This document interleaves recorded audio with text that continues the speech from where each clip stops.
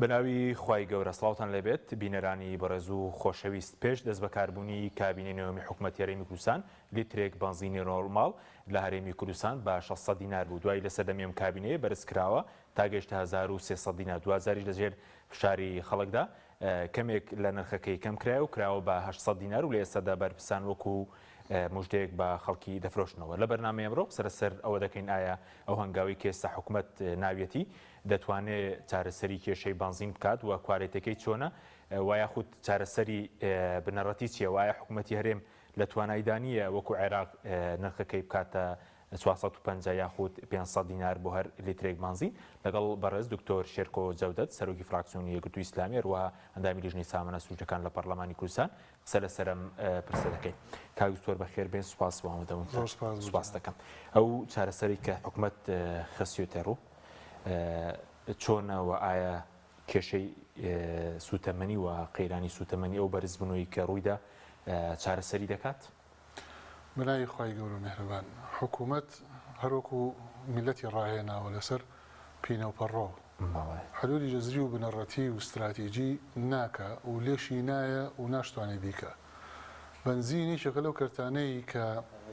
گەورەترین ستەمی بەرامبەر بە خەڵکی هەرێمی کوردستان لە ڕێوە کراوە. بنزین ئەکرێ لە ڕێ پاڵاوگە خۆماڵیەکانەوە نەوتی پێویستیان بۆ دابین بکرێ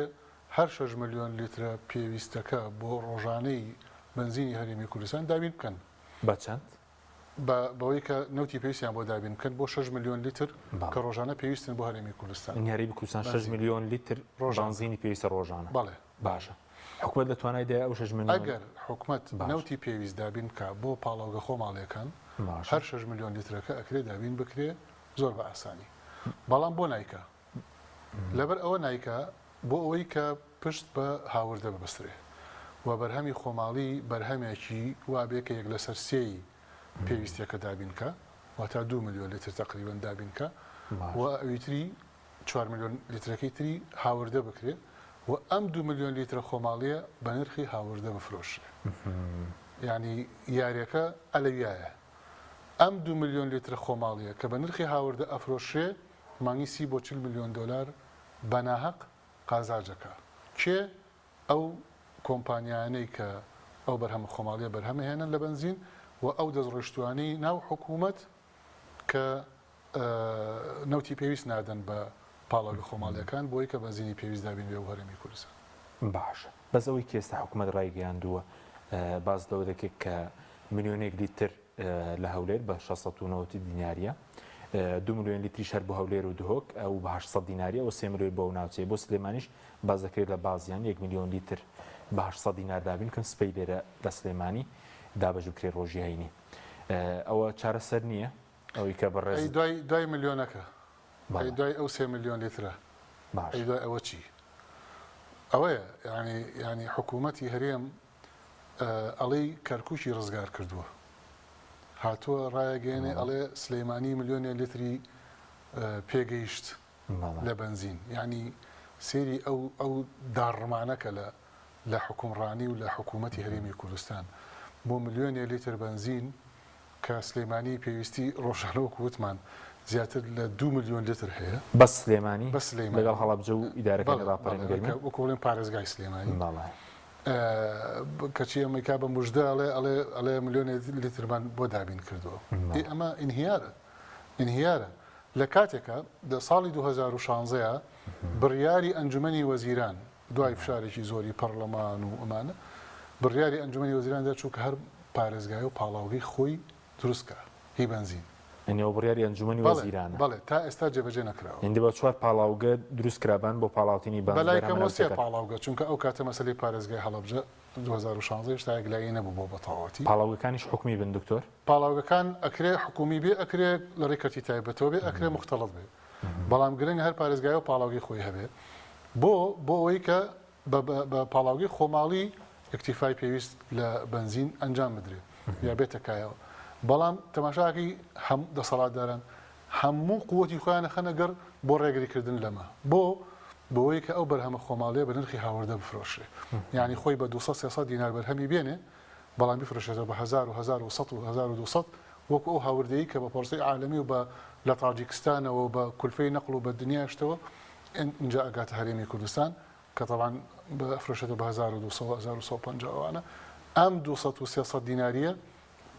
بەو نرخە بفرۆشێ ئەوەش مانگی 30 بۆ 40 ملیۆن دۆلاریان بۆ پیاکە. هەنی ئەوەی کە بەڕێز ئێستا و حکومەت کردویەتی تۆ پینۆ پەڕۆ ناوی دەبەی بەتاکید ئەوەی 800 دینارەکە نەکرد لە بەرزینە لە دەرمانە بە هەمان شێوە 4 ساڵە بڕێردراوە کە کۆمپانیای نیشتیمانی دەرمان لە هەرێمی کوردستان دروست بکرێ بۆ ئەوەی کەیتر لە بریەوەی ئەم کۆمپانیا ئەو کۆمپانیا هاوردەی دەرمان بکە بۆ هەرێمی کوردستان و ئەم هەموو پارەیە لەسەر حسابی خەڵکی هەرێمی کوردستان نرخی دەرمان بەو گرانی و بۆ ئەوە کۆمپانیای نیشتیمانی دەرمان ئەم دروستی بکە وەکو کۆمپانیای سامەڕا لە عێراقکە کە هەموو عێراق تەجیزەکە بە دەرمان و خۆشی دروستیەکە و مستەوا و کواڵیتەکەی لەسەر مستەوایەکی ستاندەردە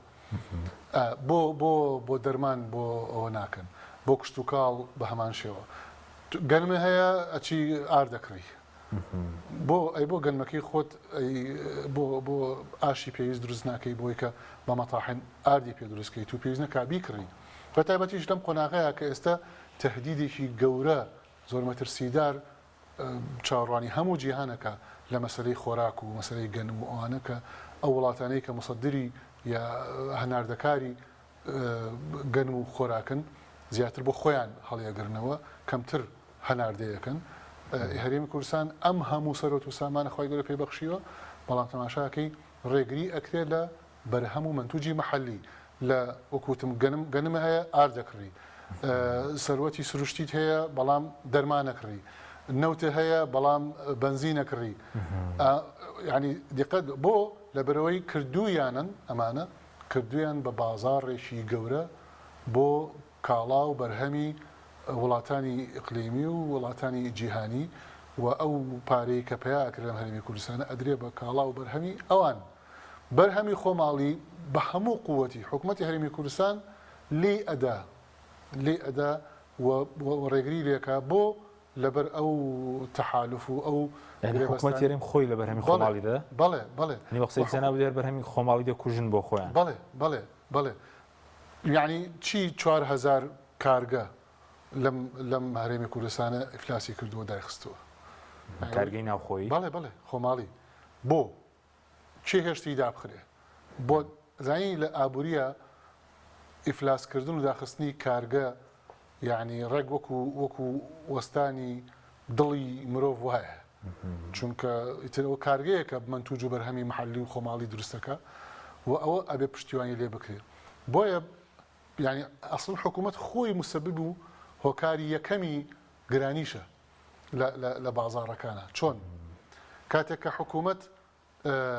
باج زیادەکە لەسەر خەڵکی هەرێمی کوردستان لە کاتێک کە خەڵکی هەرێمی کوردستان نەدارە و لە ئەزمە و کەسادی ئابووریایە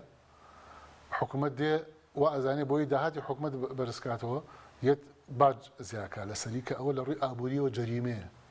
چونکە باج بەرزکردنەوە نابێت لەو کاتانەیە ڕووبدا کە بازار و بزنس و جوڵەی ئابووری لەو پڕی سستیا بێ کاتێک باج بەرزەکرێتەوە کاتێک کە جوڵە و بزنس و حرەکەی پارەپیاکردن گەرم بێ ئەو کاتە حکوومەتیش بەرامبەر بۆ خەدەماتی پێشکەشێکا بە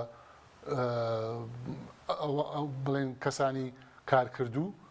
بزنسکارەکان ئەوە باج وەرەگرێت بۆیە باجی بەرزکردەوە بنزینی گران کرد کارەبای گران کرد گومرجی بەرز کردەوە ئەوانە خۆی کاڵا نرخی کاڵا بەچی دیاری ئەکرێت یەکەم عەرز و تەڵەبی بازار دووهەم هۆکارەکانی کولفە و بەرەمهێنان بەنزین گران بووە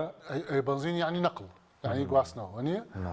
کە تۆ هۆکارەکانی گواستنەوەت گران کرد کرێکانی یا کولفەکەی لەولاوە گومرگت بەرز کردەوە لەولاوە باج زیاکرد لەسەری لەولاوە کارەبات زیاکرد لەسەری زانی معمل و کارگەکان ئەمانە گەورەترین مشکلیان مەسەلەی کارەبا و مەسەلەی مەوادی ئەوەلی و ئەوانەیە یعنی دەواژن بۆ نمونە ئەو علەفی دەواژنە ئیستیرا دەکرێت ئەگەر حکوومەت بۆیان دابین کە نرخی مریشک کیلۆی مریشک زۆر زیاتر دابەزێ و ئێستا بەرز بۆتەوە بۆ لەبەرەوەی کە حکوومەت هیچ هاوکاریەکیان ناکە خۆشیان بەو بەرهەمە مستەورەدە ماوەدی ئەوەلی بەکارێن دەرەنجام بە نرخێکی گران ئەفرۆشنەوە کەوا بێ حکوومەت خۆی بەدەستی خۆی گرانی لە باڵا دروست کردو بێ لەوەی کە لەسەر ئاستی جیهان خۆی قەیرانی گران بوون کە بە ئینگلیزی پێوترێت ئینفلیشن ڕیت بە عەربی پێوترێت تاضخم دیاردێکی جیهانیە ئێستا لە ئەمریکا گرانیە لە تورکیا گرانیە لە ئێران گرانیە لە ئەوروپا گرانیە بەڵام لە وڵاتان هاوکاری هەیە بۆ بەڵام لەوێ دەوڵەت یعنی لەو وڵاتانەیە دەوڵەت سیاسەتی معالەجە و چارەسەرکردن خاتە گەڕ یعنی بەسەن بۆ نمونە پشتیوانی لە بانقەکانەکە متمانە بۆ بانقەکان بەهێزترەکە سیولی نەقدی زیاتر دابینەکە بۆی کە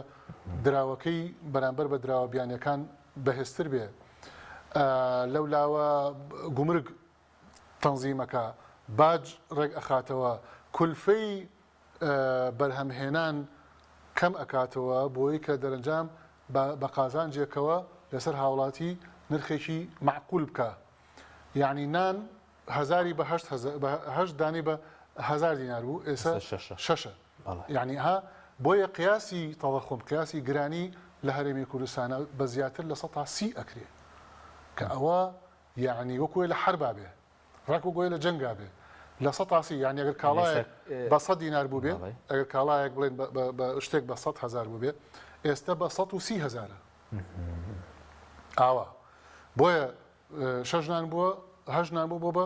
شەشنان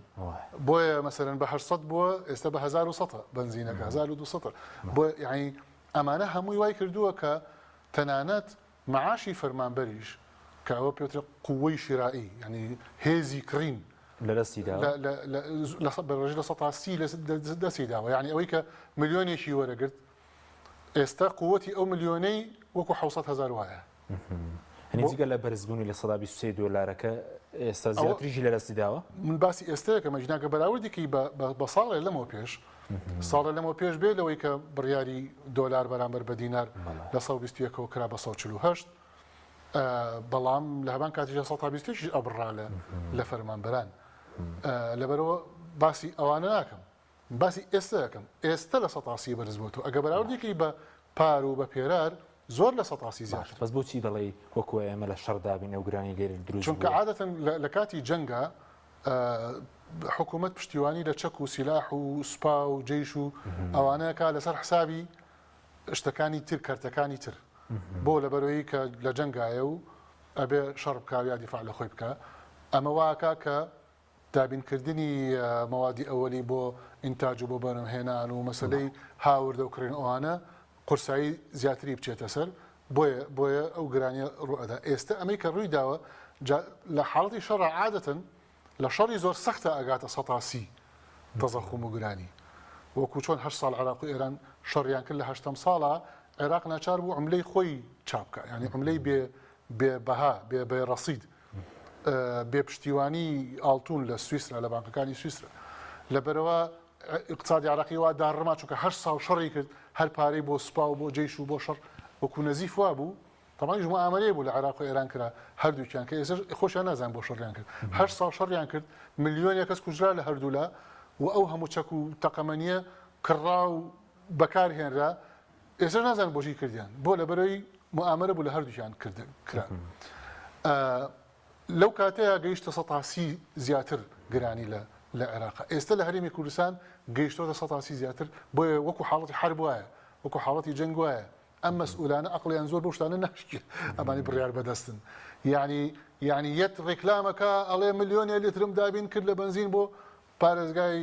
سلەیمانی یان 3 ملیۆنم 2 ملیۆنم دابین کرد بۆ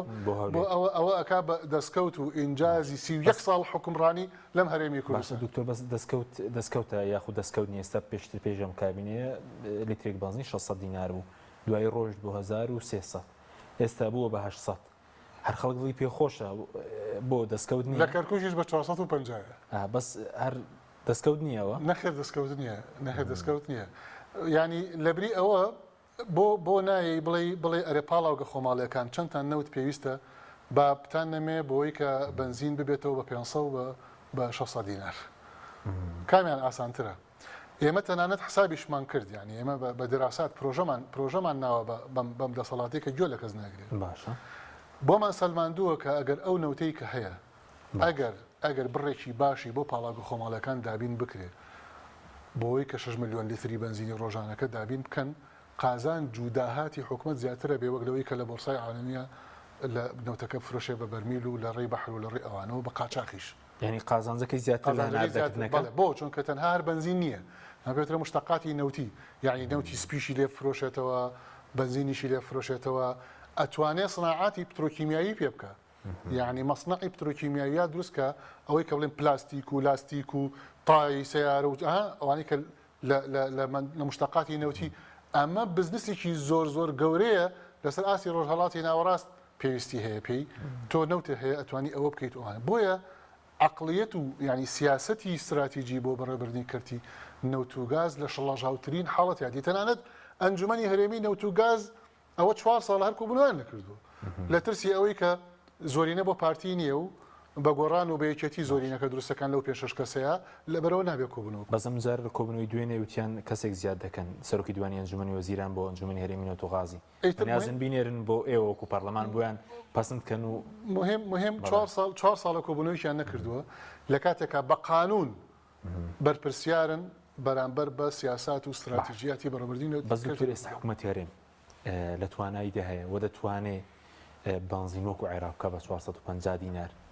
خۆی باشیش چۆنە ینی ئەگەر حکوومەت بیکە بۆ نمەوە چارەسەری بنەڕەتیشە خۆی پرۆسەکە بریتە لە چی بریتە لەوەی عێراق چیەکە عێراق نەوت ئەیا بە پاڵاوگەکان مەسەڵەن ئەیا بە پاڵاوگەی دۆرە بۆ نمکەیەکێکە لە سێهەم گەورەترین پاڵاوگەیە لە عێراقە پاڵاوگەی دۆرە نەوتی ئەیاتێ و پاڵاوگەی دۆرە طبعاً کولفەی هەیە بۆ بەرهەمهێنانی بنزین ئەو کولفەیەشی بۆ حسابەکە اینجا ئەو بەرهەمەی کە بەرهەمیەت دعمیەکە ینی حکومت پارەیە خاتە سەر بۆیە تقریبا 350 بۆ 400 دینار ئەکەوێ چونکە مەدعومە ینی حکومت پشتیوانی لێ کردووە و 50 دیناریش قازانج بۆ بەنزیخانەکە دابینەکە ئەیا بە 450 خەڵکیش مەمنونە و خزمەتگوزاریشی زۆر باشیشە و حکوومەتیش لی مستەفیدە طبعا ئەوانەی کە کورتبینن لە ئابووریە کورتبین نەک کورتبین ئەوانەی کە کورتبینن لە ئابووریە وا ئەزانن ئەگەر حکوومەت وەکو حکوومەت یاریمی کوردستان کە کورتبینە وا ئەزانێ ئەگەر دعمی کەرتی بنزین بکە ئەڵێ چۆن حکوومەت پارە بخاتە سەر بەرهەمێنانی بنزین بۆی کە کولفەکەی کەم بێت و دەرەنجام دیسانەوە بە 450 نەنە ئەڵێ حکوومەت کابێ خەرجی ئەکا نازانێ ئەگەر بنزین بە نرخێکی معقول دابین بکە و کواڵیتی بنزینەکەش باش بێ ئەمە کاریگەری لەسەر جوڵە و بزنس و حرەکەی ئابووری بەقووەتەکە کە جوڵە و بزنس بەقووت بوو کە حرەکەی ئابووری بەقووت بوو کە ڕێگاوبانەکان پڕ بوون لە تراک و لە لۆری و لە ترێلە و لەوانەیە کە کاڵا نەقلەکەن و یەن و ئەڕۆن و بازار بوژایەوە بەهۆی چی بەهۆی کە هۆکارەکانی نەقڵ و بنزین کە سوتەمەنی نەقڵە ئاسان دەسەکەوێ و هەرزان ئەوانە ئەمە هەمووی دوایی ئەوێتەوە بە باج و بە داهات و بەەوە هەر بۆ حکوومەت خۆی ئەوە عقلی اقتصادی باشبین ئاوا ئەڵێ زانست ئاوا ئەڵێ ئەم وازانێ ئەگەر دعمی بنزین ئێستا عێراق زۆر مستەفیدە لەو دعمەی کە ئیکا بۆ بنزین خەڵکەکەشی مستەفیدە بۆی کە بە 450 دیناری کڕێ خۆشی مستەفیدە لەبەرەوەی کە بنزین هۆکاری سوتەمەنی وەقوو دەتاقەیە هۆکاری جوڵە و حرەکەیشی ئابووری زۆرە لە عێراقا بۆیە ئاسان فراهمیەکە بۆ خەڵکی کارەباش هەروایە یعنی مەسەلەی ئێنەرژی و تاقە لە وڵاتانە ئەبێ سیاسەتی ئاسانکاری بۆ دابین بکرێت بۆ چونکە یەکێکە لە وەکو ڕۆح و دڵی ئابووری وایە وزە وەکو ڕۆح و دڵی ئابووری وایە تەکنەلۆژیا وەکو ڕۆح و دڵی ئابووری وایە بۆیە ئەمان وا ئەزانێ ئەگەر حکومەت کار ئاسانی و دعمی بنزین بکە یا هی نەوتی سپی بکە ئەوە خەرجیە لەسەر حکومەت چونکە لە ئابووری نازانێ ئەوە نازانێت کە ئابووریان نییە بەڵێ بەتەکید نەک عقلی ئابووری نیە فەلسەفی ئابووری نییە سیاسەتی ئابووری نییە سیستمی ئابووری نەک هەر ئابووری لەنا ئابووریە دارایی شتێکی پێوترێ دارایی سیستمی داراییشی نییە لیستێکی موچەی نەبوو تا لەم ئاخریا لیستێکی بۆ فەرمانبەرانی هەرێمی کوردستان ئادەی ئەحمەد چۆن وەرەگرێت محموود چۆن وەرەگرێت ئەوە یاسایەکی گەورە و گران بە ناوی یاسای چاکسازیەوە تا دەرکرا بۆ لیستی موچە پاک بکرێتەوە باش 31 ساڵ بڕۆ سەیری کە بزانە بە هەزاران هەزار بندیوار و خانەنشینە یاسایی و نازانم چی پێم ناڵی کوێی حکوومەتە ئەمە کوێی حکوومەتە دوو ئیداری هەبێ و دوو پێشمەرگی هەبێ و دوو ئاسایشی هەبێ و ینی پێم ناڵی ئێستش من لەم ڕۆژانەیە لەگەڵ وەزیری تەندروستیە تند بە توندی ینی کەوتینەوەی کەیتر تند قسە بکەم ڕاستی لەگەڵ بە تەلەفۆن بەڵێ و بە نزیکیشەوە چونکە هاو بۆ پەرلەمان لەسەر خەسخانەی هیوا معقول لە خەسخانەی هیوا پارەی بۆ کۆ بکرێتەوە بێ لەوەی کە دەرمانەکەشی دەرمانی شێرپەنجەش کە بۆیە ینی ئەکسپایرە و مزەوەرە ئەوراقی ڕسمی ئەوانەی معقول لە خەسخانەی هیوا هاوارکە بڵێ پارەم نییە بۆی کە دەرمانی پێدابین لە کاتێک لە هەموو عێراق دێن بۆ خەسخانەی هیوا بۆ شێرپەنجە و بۆ چارەسەری شێرپەنجە ئێکاکە یعنی چی وەزیری تەندروستی ئەڵێ هەموو موافقاتێکمان کردووە وەزیری دارایی ئەڵێ هەموو موافقاتێکمان کردووە ئەی باشە بەڕێوەبەری خەسخانەی هیوا تۆ بۆ هاوارەکەی ئەڵێ نییە ئەڵێ کاکە بانک ئەڵێ پارەم نییە بدەمێن بۆ لەبەرەوەی دیسانەوە ئیتفاقە قێزەوەنەکەی نێوان یەکێتی و پارتی کە سلێمانی ئەبێ خەرجی خۆی بکات لە پرۆژە لە موچە و لەوان ئەمە نەک هەردوو ئیداری ئەمە هەر جەریمەی هەر جەهلی ئابووری و جەهلی داراییە تۆ بێ بڵێ وڵات لە داهاتی پارێزگا موچە و هی حکوومەتی هەرێم موچەی حکوومەتی هەرێم و پرۆژەکانی حکوومەتی هەرێم لەسەر حسابی لە کاتێکە گومرگ و ئەو مەسەلەکەش هەر دزی و گەندەڵی ئەوانەیە بۆی لە زۆنی سەوز بتوانێت دەستی خۆی لێ بۆشێنە لەو داهاتەوە لە زۆنی زەردیشە بە هەمان شێوە خۆشیان ئەترافیان پێ کرد و یعنی شتەکە کۆن بووە ئەوەنە هینکراوە بۆیە سیاسەتی بنزین و بەرهەمهێنانی بنزین و دەعمکردنی بنزین و سوتەمەنی بنزین کە باسی ئەم بەرنامەی جەنابتە لە شەڵەژاوترین دۆخیایەتی بۆیە شانازی بە ملیۆنی لیترەوەکەن کە بۆ پارێزگایەکی دکتۆرەوەی ئەو 800 کێسە دابین کراوە دەکرێت ناوی بنێن بانزینی پاڵپشتکرا و مەدعوم یاخودەوە شەر وەکو بازرگانی و قازانجێکی زۆری لێ دەکەن ئەو 800ەکە ناودەنرێ بە بانزینی مەدعوم یاخودەوش کۆمپانیەکان کۆمپانیا حیزبیەکان قازانجێکی باشی لێەکەن حکوومەت ئەڵێ ئەمە هاوردە کراوە ئێمە پارەمان خستوەتە سەر بۆی کە بڵین ئەگەر بە 1000 هاوردە کرابێ حکوومەت 100 دیناری خستوەتە سەر واتە 800 ماوەتەوە فەرمون بە 800 هاوڵاتیان بیکردنەوە بەڵام ئەمەش فێڵێکی گەورەیە لە خەڵکە خرێ بەڵێ لە ڕاستیە حکوومەت هاوردەی نەکردووە لە ڕاستیە ئەمە بەرهەمی پاڵاوگەی کارە و بە 200 بە 300 دینار بەرهەمی هێن و ئەفرۆشنەوە بۆ خەڵکە بە 800 دینار و خەڵکیشان پێ چاواشە کردووە و خەڵکی پیاڵە خەڵەتێن ئەڵێ ئەوە تا حکوومەت ئەو دەستکەوتە کەرکوشی بۆ ڕزگار کردیت و ملیۆنە لیتری بۆ نردی بۆ پارێزگای سلێمانی لە کاتێکا خۆی فێڵە لە کاتێکا خۆی 200 دینار کەوتووە لە پاڵاوگەی کار و ئەفرۆشێتەوە بە 800 تا قازانجێتی 600 بۆ 700 دینار قازانجێتی یعنی ئەوەی کە ئەم حکوومەتە بەم میلەتەیەکە باشە بەڕاستی دوژمن پێی ناکە دوژمن یەک جار دوژمنە و ئەڵێ من هاتووم لە ناوە بەرم بەس ئەمە بە ناوی کوردایەتی و بە ناوی خەباتی شاخ و بە ناوی چی هاتووە بنزین و نەوت و دەرمان و کشت و کاڵ و گەنم و بەرهەمی هەموو بارەکان کارگەکان و پرۆسەی مقاولەکان کە بڕۆ بیان دوێنە بزانە 3000 بەڵێندەر ئیفلاسی کردووە بەعضیشان ئینتیحاری کردووە بۆ لەبەرەوەی کە پارەی لای حکوومەتە حکوومەت پەلاماری بانکەکانی یاوە پارەی بەڵێندەرانی دەرهێناوە کە ڕەسیدیان هەبووانە ئێ باشە ئەمە کوێی حکومڕانی بێ لەوەی کە بەڕاستی لە لای شتێک نەماوەتەوە بەنای حکوومەتی هەرێمی کوردستان چونکە 8 ساڵاچێ بۆ 9 ساڵ یاسای بودجەی هەر نییە ئەم 8 ساڵە ئەم حکوومەتی هەرێمی کوردستانە داهات و خەرجیم هەرێمی کوردستانە بەدەر لە یاسا بەڕێوە ئەبا باشە ئەگری و خەرجیەکە واتە بە قاچاقچێتی واتە بە دزی واتە بە نایاسایی ئەیکە ئیتر حکوومەتی چی حکوومەت پێناسی هەیە یەک پێناسم پێ بڵێ لەسەر ئەم گروپ و دەسە و تاقمە جێبەجێ ببێتاوەکو من ناویان بدەم حکوومەت نەخێر بە هیچ پێوەری حکوومەت باشە بەس ئێستا چارەسەرەکەوەی کە بەڕێز دەڵێت تەناوەیە کە حکوومەت نەوتی خاو بە نرخی کێرزاندا بە پاڵاوگەکان و چارەسەرە چکە هاوڕێکی پەرلەمانتارتان وتی تا 3-4 خاوەن بەنزینخانە لەدار نەدرێن کێشەی بانزین چارەسەر نابێ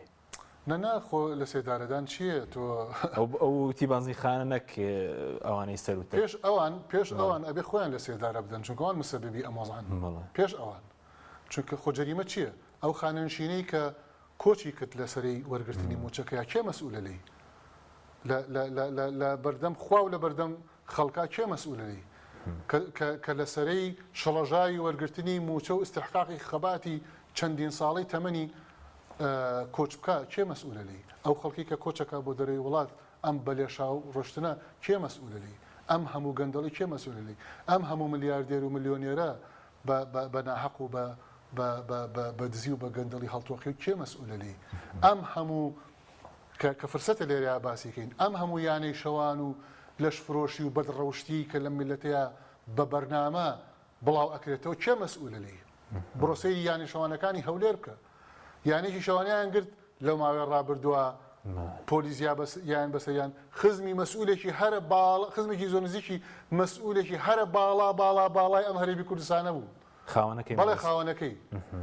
لە سلەیمانی بڕۆسەی دیکە بزانە بە پاس ئافرەت ناهێن بۆ ئەم سلەیمانیە لە ئەطرافی دەرەوەی سلەیمانیەوە بۆ بڵێن ناوچەکانی تری عێراق بۆ ناو سلەیمانی باشە ئەم هەموو ئینهیارە کێ مەسئولەی وڵا فڵان کەس مخالف یعنی بۆ دەرەقەتی هاوڵاتی ئاسایەکە یەن بۆ دەرەقەتی گەندەڵکارە گەورە دەستڕۆشتەکان نایەن کێ لە پشتی ئەم هەموو فەسادەوەیە کێ لە پشتی ئەم هەموو تەزویرەوەیە کێ لە پشتی ئەم هەموو گەندەڵیەوەیە کێ حیمایی گەندەڵکارەکانەکە کێ حیمایی بکوژ و پیاکوژەکانەکە کێ حیمایی ئەوانەیە کە سەرپێچی یاساکەن کێ حیمایی ئەوانەیە کە ئەیان پارێزیە کە خوێنی ئەم میلەتیان یعنی بە هەدەردا یعنی کارەساتێکی باشە بەس ئەو بڵین سێ مانگ زیاترە نرخینەوە سەر $100 بڵێن ئەو شەڕی کە دروست بووە بۆتە بە خێر بۆ حکوومەتی هێرێم وایە نرخی نەوت بەرز بۆتەوە قازانجی لێ کردووە بەس ئەو زیادەی نەوتە ناکرێت بۆ دابەزان نرخی سوتەمەنیە گرانی بازار ئەو زیادەی نەوتە بەکار بهێنرێت خۆی عێراق ڕای گەیاند کە زیادە داهاتی هەیە زیادە داهات لە ئابووریە پێناسەکەی چۆنە لە باشە کاتێک کە تەقدیری موازنەی ساڵێک ئەکرێ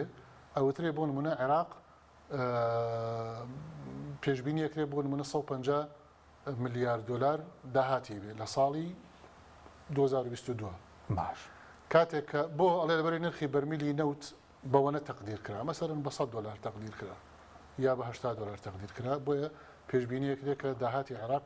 $150 ملیارد بێت لە ساڵی 2022 باش لە پێی ئەو نرخی بەرمیلی نەوتە کاتێک کە نرخی بەرمیلی نەوت بەرزە بێتەوە لە $100 بۆ $120 بۆ $125 معناوەوە $25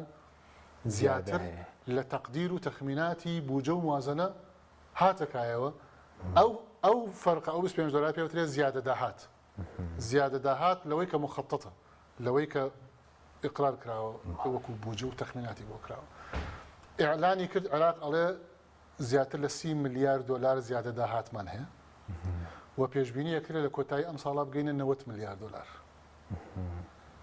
موازنەی ئوردون کە لە پاڵ عێراقایە $10 ملیارد ساڵانە هی ساڵی ڕابردوو $10 ملیارد بوو عێراق ئەڵێ من زیادە داهاتم ئێستا $30 ملیارد لە کۆتایی ساڵا پێشبینیەکەی بگاتە $90 ملیارد حکوومەتی هەرێمی کوردستان بۆ تەوانەوە بەهۆی بەرزبوونی بەرمیلی نرخی بەرمیلی نەوت باش حکوومەتی هەرێمی کوردستان زەحمەتە بێ پێمان بڵێ زیادە داهاتی تۆ چی لێ هات بەهۆی بەرزبوونی نرخی بەرمیلی نەوت چی لێ هاتوو لەکوێ کوا زیادە داهاتەکە یعنی ئێستا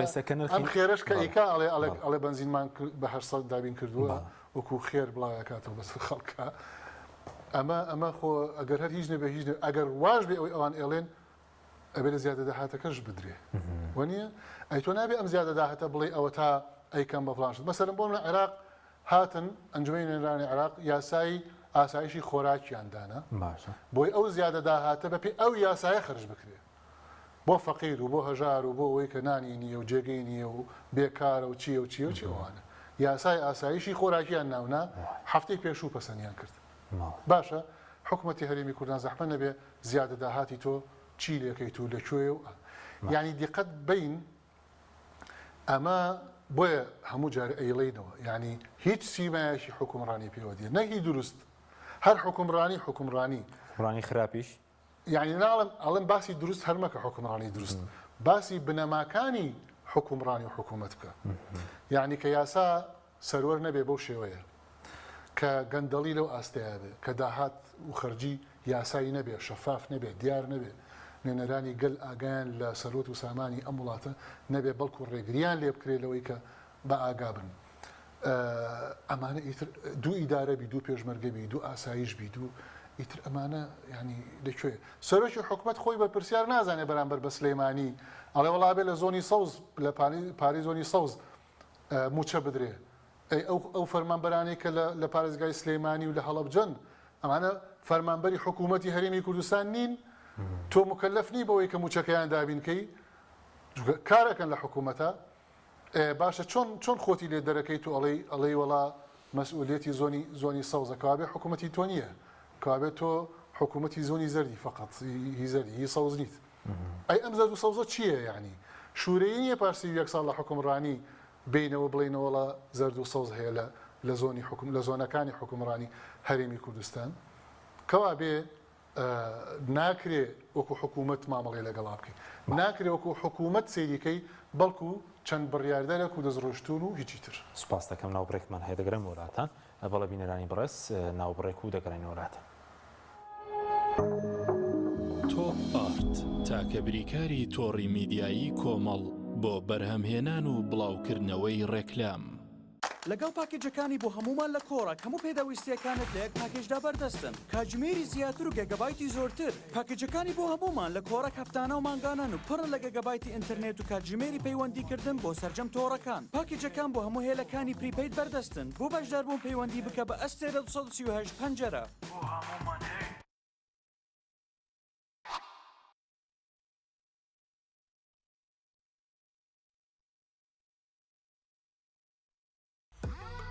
ئۆبێرە بەهێزترین موبەریدەی پلاستیک، دیزاینێکی نێوتوانەیەکی بێوێنە لە پاڵنانی هەوا، فلتەرێکی ئەستۆری ئۆرجیناڵ، کەمترین دەنگی هەیە و دەگرمانە، ماتۆری ماگنێتی تۆربۆیە و 100 پلەی خێرایی هەیە و بە 2 ئەمپێر کارە بەکار دەکات. دەبڵ واتەر پەمپە، بۆری و پلاستیکەکەی ڕیسایکلین نییە و بەرگەی پەستانی زۆر و ساردی و گەرمی دەگرێت. شاشە و کۆنتڕۆڵی هەیە و دەتوانرێت لە ڕێگەی وایفایەوە کاری پێ بکرێت. ئۆبێرە شایەنی ماڵی تۆیە.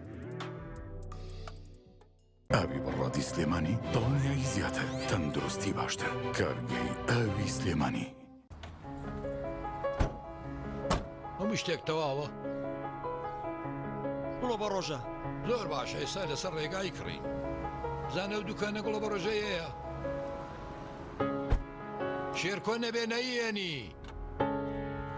گوڵە بە ڕۆژی شێرکۆیان نەبوو.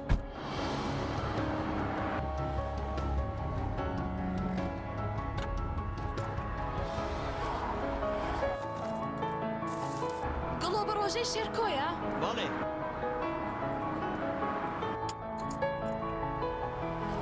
هەر تامەکەی جارانی هەیە.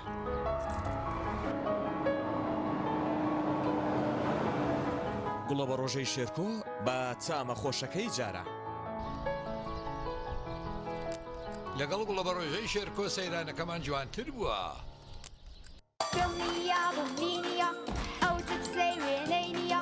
تەرتامێکی بخۆشە بۆ من بۆ ئەو بۆ تۆشە ئادەی پێ بڵێن چییە؟ جپسی نینی تامێکی لە یاد نەکراوە.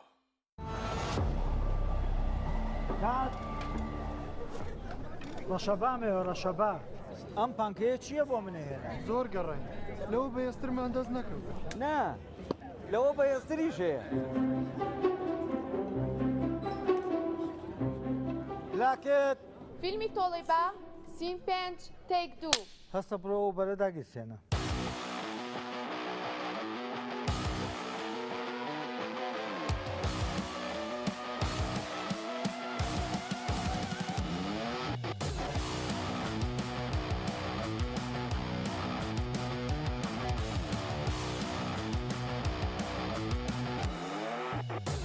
کات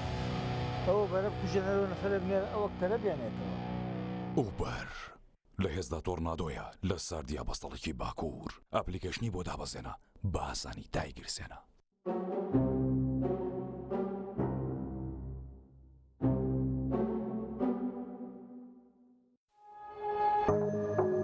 تۆپ ئارت تاکە بریکاری تۆڕی میدیایی کۆمەڵ بۆ بەرهەمهێنان و بڵاوکردنەوەی ڕێکلام.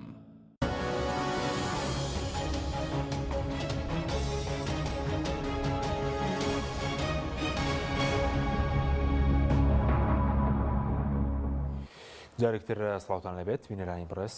دکتۆر قسێکی لەسەر کارەبا بکەین ئەمڕۆ راپۆرتێکی دەستەی ئاماری هەرێم بڵاو بۆ لە 4 مانگی سەرەتای ئەم ساڵە باز لەوکرێت کە 2500 مێگاوات کارەبا بە عێراق فرۆشراوە ئێمە کارەبامان باشە بە عێراق بیفرۆشین وەڵاوە خەڵک باش ئاگیان لێیەتی کە وەزعی کارەبایان چۆنە تۆ لێت زیادە تاوەکو کارەبا بفرۆشی بێلەوە ینی ئەم بڕیاردەرانە لە هەرێمی کوردستانە ینی بە حقت ینی جۆرێک لە سەرخۆشییان هەیە سەرخۆشی خۆ سەرخۆشی هەر بە عراق نییە سەرخۆشی ینی خوای گەورە لە قورئانە باسێکە ئەوەی کە ئیتر سەمع و بەسەر و عەقڵ و شتەکانی تێکەچێ یعنی تووشی هەدەیان و هی نەبێ ئەڵێ گازە فرۆشینەوە گازی سروشتیە فرۆشینەوە لە کاتێکا نازانێ ئەو گازە سروشتی کە لەژێر خاکە لە کۆرمۆر لە لای چەمچەماڵ دیراساتی بەریتانیەکان کە یەکەم بیری نەوتی عێراق بەریتانیەکان لیان ناوە لە عێراقا و بیرەکانی نەوتی کەرکووک بەریتانیەکان وەختی خۆی هەل لە خوڕمەڵەوەتانەتر هەڵیان کەن و استیکشافاتیان کردو سەطلاعاتیان کردو دیراساتی جامیعاتی عێراقی لەسەر کۆرمۆر و چەمچەماڵ ئەڵێ ئەو کەمیەتەی کە گازی سروشتیە و لەژێر خاکی کۆرمۆر و ئەو منتیقایە بەشی هەناردە ناکە و ئەگەر ئێستا بڕیار بدرێ 5 بۆ 10 ساڵی ئەوێ تاوکو ئینفراسترکچەرەکەی بوونی تحتیەکەی بۆ دابین بکرێت لە بۆڕی و لە وەسائلی تەکنۆلۆژی و یانشتی ئەوێ 5 بۆ 10 ساڵی کە ئەم هاتووە ئەچێ بۆ دوبەی ئەچێ بۆ تورکیا ئەچێ بۆ چوو ئەچێ بۆ چۆ ئەڵێ گازی سروشتیە فرۆشە گازی سروشتیش 5 بۆ 10 ساڵی تری ئەوێ ئەگەر ئێستا بڕیاربی و عقد ئیمزا بکەی بڵی فەرمو بیکڕە ئەگەر کێشەش دروست نەبێت ئەژڵێکی ئەژڵێ منافەسەی رووسیاکەم بۆی کە گازی سروشتی بۆ ئەوروپا دابین بکەم هەر بۆیە دەرەکەوێت کە عقلیەتی بڕیاردە لە چ مستەوایەکە ینی هەر دیارە تۆ شتێ نەدبێ تۆ شتێ لە دەستان نەبێ هاتووی مامەڵە و سەودای پێەکەیت و وەختی خۆی وتیان ڕۆژی بەرهەمی بەرمیلی نەوت ڕۆژی ئەگەینە ملیۆنێ ئەگە بیرمان 2014 بە ئێوەیان گوتیان 2015 دەیگەێنێ بەڵێ ئەگەینە ملیۆنێ کوا ملیۆنەکە ئێستا بە 1000 حاڵ بێت کە بەعزی کێڵگەیان هەر سەقەت کرد ئەمەیان زەخت لێ کرد هەر کێڵگەکە ئاوی تێکەڵ بوو کێڵگە نەوتیەکان ئاوی تێکەڵ بوو و تێک چوت کێڵگەکە ئێستا بە 1000 حاڵ ناگاتە 450,000 بەرمیلی سەر کارەباکە و هەناردەکردنی بۆ عێراق ئەوەی دەستەی ئاماری هەرێم هەمان دەڵێ 2500 مێگاوات لە 4 مانگە هەناردەکراوە فرۆشتویانە بە پارێزگەکانی عێراق خۆی مەسەلەی فرۆشتنەوەکە چۆنە ئێمە لەگەڵ وەزیری کارەبایە کۆبوونەوەیەکمان کرد خۆی و تیمەکەی باسی ئەوە کرا کە ئەکرێ لەگەڵ ناوچەکانی تری عێراقا مەسلەی وزە ینی ئاڵوگۆڕی پێ بکرێ و سوود لە یەکتی وەربگرن بۆ بە تایبەتیش مەسلەی گازی سروشتی کە ینی سوتەمەنی بەرهمێنانی کارەبایە بە هەمان شێوە بەڵام لێرە پرسیارێکی زۆر جددی هەیە هەموو وێزگەکانی بەرهمهێنانی کارەبا لە هەرێمی کوردستانە هاوار ئەکەن ئەڵێن سوتەمەنی پێویستمان بۆ دابین بکەنەوە تا گازی سروشتی یان گازۆیل تقریبا 195 بە گازی سروشتی ئیشەکەن 105 بە گازۆیل ئیشەکەن بە تایبەتی ئەوانەی دوهۆکۆمانە ئەڵێ سوتەمەنی پێویستمان بۆ دابین بکەن کارەبای 24 ساعتتان بۆ دابین نەکەین کەچی حکوومەت سوتەمەنی پێویستی بۆ دابین ناکە بۆیە کارەبای 24 ساعتیش دابین نابێ باشە ئەمە ناوەنی چی ینی بۆچی تۆ سوتەمەنی پێویست بۆ وێزگەکانی خۆت دابین ناکەی بۆی کە 24 ساعت کارەبا دابین بکەم بۆ خەڵکی هەرێمی کوردستان لەوەیە کە دابینی ناکە بۆی پشت بە مۆلیدە ببەسترێ مۆلیدەی گەڕک لە پاڵ کارەبای حکومی و لە پاڵیشە ئەم بتوانێت بیفرۆشێتەوە بە ناوچەکانی تری عێراق و پارەی پێ بکە یعنی دیقەت بین حکوومەت بووە بە داردەستی بزنسکار و سەرمایهداری گەورە و دەستڕۆشتوو لەم هەرێمی کوردستانە بازرگانی بۆ ئەوان دەکات بەڵێ لە هەموو کەرتەکانە تەنانەت یاسای وە بەرهێنان ئەم هەموو کەلێنیتیایە بڕۆ سەیری ئەو هەموو پرۆژەی نیشتەجێ بوون و پرۆژەوە بەرهێنانەکان فرۆشراوەتەوە دەسا و دەستی کردووە تەواو نەکراوە ئیجرئاتی بەرامبەر نەکراوە دنیایە کەم و کورتیتیایە یاسای وە بەرهێنان هەموار ناکەنەوە ئێمە وەکو فراکسیۆنی یەکگرتو 3 ساڵ لەمەوە پێش تەقدیممان کردوڵێن کاکە وەرن باو یاسای هەمار بکەینەوە چونکە ماڵی خەڵک وێران بوو بەهۆی خەلە لێو یاسایەوە 14 ساڵە دەرچوو و 10 ساڵیش لە بازبەخشینی ئێستش ڕازی نین ئەو یاسایە هەموار بکرێتەوە بۆ لەبەرەوەی کە بزنسکارەکانی خۆیان و سەرمایه‌دارە دەستڕۆشتۆکانن کە ئەو خوێنی میلەت لە ڕێی ئەو پرۆژانەوە ینی بە 2 دەفتەر شوقەیە دروستەکە ئەیفرۆشێتەوە بە 15 دەفتەر 10 ساڵیش بازی لێ وەرناگیرێت 10 ساڵیش بازی لێ وەرناگیرەوە بەهۆی ئەو باج لێ وەرنەگرتنەوە دنیایە مەوا دەهێنێ و ئەیفرۆشێتەوە و چونکە گومرگ ناکرێ و هی ناکرێەوە یعنی ئەمە ڕێک ئەوەیە تۆ حکوومەت و میلەتێک کردووە بە داردەست و بە قوربانی بزنسکار و سەرمایه‌دارە دەستڕۆیشتۆکانی خۆت باشە پرسیارێکی لەسەر مەسەلەی موچە دوێنێ وتەبێژ حکومە لەسەر پاشەکەوتی موچە قسەی کردبوو کە تەنیا لەم کابینەیە 8 تریلیۆن بڵین قەرزداری موچەخۆرانن 7 مانگ لە 2020 موچەی تاوایان نەدا 10 مانگ لێ بڕین هەبوو چارنووسی پاشەکەوتی موچە لەکوێ چۆن دەبێت دیاری بکرێ ئەوە وتەبێژ حکومەتە دەڵێ لای ئێمەنیە و لای عێراقە وەڵاهی شەرمە وتەبێژی حکومەت جورئەتی ئەوە کە بڵێ کە پاشەکەوتی موچە لە لای عێراقە چونکە هەموو دنیا زانێ کە بڕیاری پاشەکەوتی موچە لە 2016 کە درا حکوومەتی هەرێمی کوردستان داوێتی خۆ حکوومەتی عێراقی نەیداوە ئەگەر ڕاست بێ کە واژ نییە ئەگەر ڕاست بێ حکوومەتی عێراقی استحقاق و شایستەی دارایی نەناردۆ بۆ حکوومەتی هەرێمی کوردستان خۆ بڕیاری لێبڕێنی موچە و پاشەکەوتی موچە حکوومەتی هەرێم داوێتی خۆ حکوومەتی عێراق نەیداوە تۆ یەی جورئەتی ئەوە سەیریکە سوبحان الله زۆر قورسە بەڕاستی یعنی وەکو ئەوەی کە خەڵک بە چی بزانن ئەمانە یعنی ئەم میلەتی خۆیان بە چی بزانن ئەڵێ وەڵا بچن داوای پاشەکەوتی موچەکەتان لە حکوومەتی عێراقی بکەن بەڕاستی مەهزەلەیە یعنی بەڕاستی ئەو پڕی سوکایەتی کردنە بە ژیانی خەڵک بە کەرامەتی خەڵک یعنی موچەخۆرێک چەند ساڵ خزمەت بکە موچەکەی بە نایاسایی بە زۆرە ملێ لێ ببڕی طبعاً پێشتر لە حسابێکا دایان نابوو پێوترا حسابی ئەمانات ئەم پاشەکەوتی کە لێ بڕاوە لە ڕووی حسابیەوە ئەوانەیە کە محاسیب نەزانن حسابی ئەمانات پاش چەند ساڵێک سفرە بێتەوە یعنی نامێنێ وایان دانابوو کە ئەمە لە حسابی ئەمانات تا بێ ئەم پاشەکەوت و لێبڕێنی موچەیە بۆی پاش چەند ساڵێ حسابی ئەمانات سفرە بێتەوە تەواو ڕۆیشت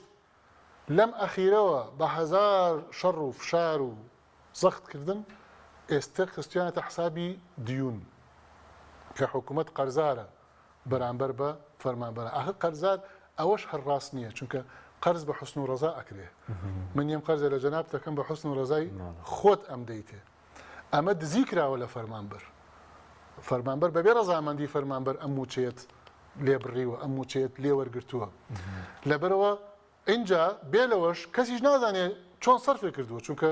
نەیاسای بوجە هەیە نەداهات و خەرجی هەیە نە پاکتاوی دارایی هەیە نە هیچ بۆ پەرلەمانێ بۆ وەزارەتێ بۆ حکوومەتێ بۆ ڕای گشتی بڵێ ئەوەنەم پیا کرد ئەوام سرف کرد هیچ 2 ملیار دلار لە 16 ئۆکتۆبەر لە ڕووسەکان وەرگرت بۆ ڕێی نەوتی هەرێمی کوردستانە فرۆشتەوە بە لە 160 بە ڕۆزنەفت و بە 140 بە کۆمپانیای کار لە کاتێکە بە ملیارە دلاری حکوومەتی هەرێم دروستی کرد بۆیە شەرمە بۆ حکوومەتی هەرێمی کوردستان بڵێ بچن داوای پاشە خەڵکینە لە هەرێمی کوردستان فەرمانبەران بچن داوای پاشەکەوتەکان دیموچەکانتان و لێبڕینەکانتان لە حکوومەتی عێراقی بکەن بەڕاستی شەرمە وەکو قەرزیش بۆچی ئەگەر قەرزەکە کۆنیش بێ کابینەی پێشوو بێ هی ئاو بێ هی کارەبا بێ ئەوەن داوای قەرزەکە هەر لە خەڵک دەکەنەوە بەڵ بۆ پاشەکەوتەکە بۆچی ئەوشمان بۆ کردن بە پرۆژە پێوترێ مەقاسی پێ بکرێ مەقاسە واتە لە بری خستن ینی بۆ نایی ینی بە پرۆژە و بە بەڵگە و بە ڕسمی ئێمە چەند ساڵە شەڕ لەسەرەوەکەین دایم زیینوەکەین دایم زەختی لەکەین داڵین ئەبێ بیکێ بە مەقاسە یعنی تقریبا لە 160 پاشەکەوتی موچە و لێبڕینەکە بۆ مەقاسەیە ئەڕوا یعنی کابرا باجی حکوومەتی لەسرە بەسەرن کارەبای لەسرە ئاوی لەسرە چیە 2 تریلیۆنێکەوەی ینی ڕقەمە لە ڕقەمی دەرەکەی استحقاقی حکوومەت لای فەرمانبەر دەرەکەی لە استحقاقی فەرمانبەر لە لای حکوومەت و تقریبا لە 140 ئەمێنێتەوە تەڕحمان بۆ ئەو لە 140 کردووە کە چۆن یعنی زۆرشت هەیە کە حەقی فەرمانبەر تیا نەفەوتی و پارێزراوە بێ و لە هەمان کاتیار سەر حکوومەتیش بارگەرانی دروست نەبێت زۆر تەڕەحمان کردووە باش کەوا بێ ئەم پاشەکەوتش ئێستا کە جورئەت بە خۆیان ئەدەن کە بڵێ بڕۆن فەرمانبەرانی هەرێم بڕۆن لە عێراقی وەرگرن ڕێک معنای چییە؟ معنای ئەوەیە من حکوومەت نیم دەسەڵاتیشم نییە بۆ دابینکردنی ئەو پاشەکەوتتان و لێشم دزیون بڕۆن ئەو حەقی خۆتان کە من لێم دزیون بڕۆن لە حکوومەتی عێراقی وەربگرن ئەو مانای ڕێک بۆ معنایە دەبێت. باش سەبارەت بە راپۆرتی چاکسازیات بوو بۆ پەرلەمان چەند بەرگەیەکی تێدا بوو لەوانە قەرزی کۆمپانیا حیزبیەکان و کۆمەڵک بازرگان کە باز دەکە کە بەسووەوە 969 ملیاریان لایەتەنە لە ماوەی 2 ساڵ نزیکەی 2 ساڵ یاسای چاکسازی چۆتە بواری جێبەجێگرت 41 ملیاریان وەرگرتوێتەوە. بۆچی ناتوانرێ و قەرزە لە سەرمایه‌دار حیزبیەکان وەربگیرێتەوە تەنانەت 41 ملیارینە لێ وەربگرنەوە لە کۆی 969 ئەوە بەڵگە نییە لەسەرەوەی کە ئەم حکوومەتە دەرەقەتی فەرمانبەر و هاوڵاتی ئاسایی دێت زوڵمی لەکە بەڵام دەرەقەتی سەرمایه‌دار و دەزڕۆشتووە گەورەکان ناکرێت کە بەعضێکیان حیزبی سیاسیشی هەیە و ئیدعای دژایەتی زوڵمیشەکە بەڵام پارەی حکوومەت کە قەرزی کردووە لە حکوومەت نایداتەوە کە تەڵعاً پارەی حکوومەت مەفروضە پارەی میلەت بێ باشە ئەمە دلیل نییە لەسەرەوەی کە حکوومەتی سەرمایه‌دار و خەڵکی دەستڕۆیشت و بزنسکارە کانی سەر بە خۆیانە ئەمە بەڵگە نییە لەسەر ئەوە چۆن دەرەقەتی ئەو دەوڵەمەنە نایی کە پارەی حکوومەتی لایە بە ملیۆنان دۆلار بۆ دەرەقەتی نایی تۆڵێ من دەرەقەتی داعشیم چۆن دەرەقەتی ئەو سەرمایه‌دارە نایی کە بۆ لەبەرەوەی هی خۆیەتی ئەوتیان تەقڵە بە فیل لێ چونکە هی خۆیەتی چونکە هی خۆیەتی چونکە بێ دوایی لە خۆی بسنێتەوە چونکە ئەو بزنسکارش هەر ئەوە یەک عساڵن یەک تیمن یەک گروپن ئەم میلەتیان چەوسانەوەتەوە یعنی ئەو فەرقە تەبەقیی کە دروست بۆ لە نێوان سەرمایه‌داران و دەوڵەمەندان و لەوان تەبەقەی فەقیر تەبەقەی وەسەط تواوەتەوە بۆیە ئێستا خەڵکی هەرێمی کوردستان بۆ بە قوربانی کۆمپانیای دەستڕۆیشتووی زەبەلاح سەرمایه‌داری دەستڕۆیشتووی زەبەلاح بزنسکاری دەستڕۆیشتووی زەبەلاح لای ئەو ئیشەکە نانی لای ئەوە معاشی لە لای ئەوە و تەنانەت ئەویش لە حکوومەت تحکم بە قەرارات و بە سیاساتی حکوومەتەکە. باشە دکتۆر کەمتر لە دخولەکەمەوە سەبارەت بە دۆسی نەوت کۆتاییەکەی لەنێوان عێراق و هەرێم چی بەسەر دێت چارەسەر دەبێت ئاڵۆزی زیاتر و دروست دەبێت بەڕێزدەنامی لیژنە شامەنە شتەکانیشی چی بەسەر دێت؟ دەستی پێکرد ئاڵۆزیەکان وەزارەتی نەوتی عێراق و وەزیری نەوتی عێراق بانگهێشتی کۆمپانیا نێودەوڵەتیەکانی هەرێمی کوردستانی کردووە و دوێنێ هۆشداری داونەتێ کە ئەو کۆمپانیانی کە نێودەوڵەتین و لە هەرێمی کوردستان کار ئەکەن ئەگەر بێت و کارەکانیان لە هەرێمی کوردستان ڕانەگرن ئەوە کار و چالاکیەکانیان لە عێراق ناوچەکانی تری عێراق ڕائەگیرێ و ئەشخرێنە لیستی ڕەشەوە. طبعاً 5 کۆمپانیای زەبەلاح هەن کە لە هەرێمی کوردستانە کارەکەن و ناوچەکانی تری عێراق کارەکەن. یەکێک لەو 5 ئەکسۆن مۆبیل بوو کە ئەمریکیە 3 مانگ لەمەوە پێش تەنازولی کرد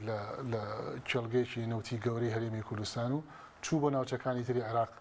کاری کرد خەڵک بەلایەوە سیر بوو و باشە ئەکسۆمۆبیل چۆن ئاوا ئێرە بەجێ هێڵە و ئەچێ بۆ ئەوێ کەس نێزانی بۆ ئەو کاتێ ئێمە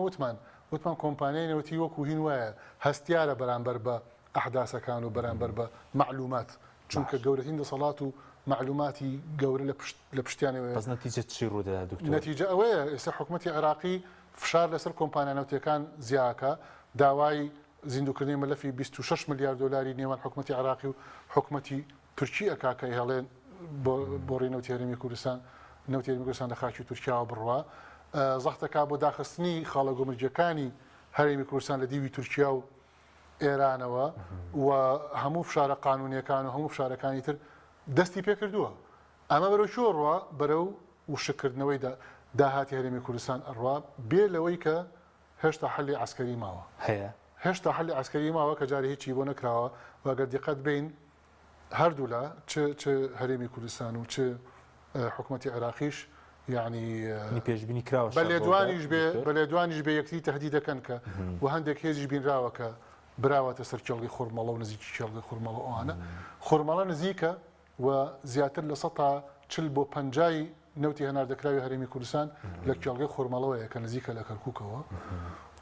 و بچووکترین تهدید لەسەر کێڵگەی خۆرمەڵە لە 140 بۆ 50 نەوتی هەناردەکراوی هەرێمی کوردستان خاتە بەر تهدیدی جدیەوە و بیریشمان نەچێ هەناردەکردنی نەوت پێویستی بە ئیستیقرارە ئەم دۆخە شڵەژاوە کەرتی نەوت و گازی هەرێمی کوردستان ئەگەینێتە شڵەژاوترین دۆخ کە متمانەی نامێنێت و تەنانەت هەناردەکەش قابلی ئەوەیە کە بوەستێ بۆیە بەڕاستی مەترسیدارە. سوپاس دەکەم زۆر سوپاس بۆ بەڕست شێرکۆ جەودەت سوپاسیان بۆ بوونە دەکەم سوپاس بۆ بینەرانی بەڕێز سوپاس بۆ هاوکارانم خواتان لەگەڵ.